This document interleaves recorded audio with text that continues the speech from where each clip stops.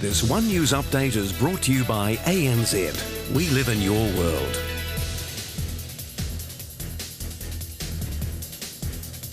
Kia ora, good afternoon. It is just the jolt Christchurch dreaded in the run-up to Christmas. 3 more severe earthquakes have rocked the city this afternoon. The first at 2 minutes to 2, measuring 5.8. Then an even bigger one 80 minutes later and closer to the city, a magnitude 6 at a depth of just 6 kilometres. The third striking at 10 to 5, measuring 5.0 and almost in the same location as the first. And as you can imagine, this has shaken people once again. After weeks of what was relative calm, we have extensive coverage tonight, including aerials of the damage and the latest advice from officials. First, though, let's go to reporter Abby Scott, who's on the edge of the CBD. Abby. Good evening. Behind me is the red zone, and I've been told by eyewitnesses that during today's second quake, a plume of dust rose up from there, about as tall as some of those buildings, and we know that was from the cathedral as it sustained more damage. People here, like other people around the country, we're getting ready for Christmas. We're all in wind-down mode, and in the newsroom we were as well. When the ground started shaking, we looked at each other. It kept shaking, it got more violent. You could see people make decisions, and we were under our desks before we knew it. 3:18, and as our newsroom was calming down after the first aftershock, the shaking begins again. Just what this battered city didn't need. A swarm of quakes. This one the biggest, measuring 6 on the Richter scale. So our hearts go out to the people of Christchurch tonight.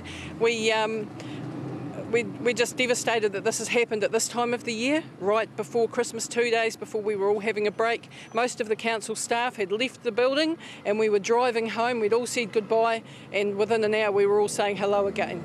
Pretty poor timing. Obviously everyone's a bit frazzled. Yeah. I'm over them. Who needs this 2 days before Christmas? There have been minor injuries, more liquefaction and flooding. The city's airport's been out of action since 2 this afternoon. Planes are set to start taking off about now. There has been further damage to buildings. Power and phone services have been disrupted, as has Christmas retail. Shoppers at Riccarton Mall were thrown around, then evacuated after the first jolt. Very scary. It was scary, but yeah. I think we're getting used to it now. Yeah, there were people running to try and get out and stuff. It was pretty chaotic. The brand new restart project in the central city showing wounds from the shakes. Pretty violent. It was a bit freaky. I've not been in a building that had stuff falling off the shelves towards you. Well, I'm from San Francisco. I get them from every now and then, but not as big as that's for sure. Shops shut while engineers reassessed the buildings. All the buildings in the restart area are 100% of code, so they're very, very strong. But of course, after anything like that, you've got to check them out just to make sure that nothing's changed in that. And we're fairly confident this has come through pretty well. It seems these days Cantabrians aren't easily phased. Buskers in the mall kept playing right through the quakes. Many feel the temporary container mall safer than many other parts of the city. Civil Defence is warning the city's residents to expect more aftershocks and to assess their homes or workplaces for damage. If it looks unsafe, they say stay out. Of course, they don't want to risk any lives, but you've got to keep in mind that tomorrow is a massive day for retailers. It's Christmas Eve. And so at malls and shops around the city, they've been frantically getting engineers in to make sure that things are structurally safe before they let people back in.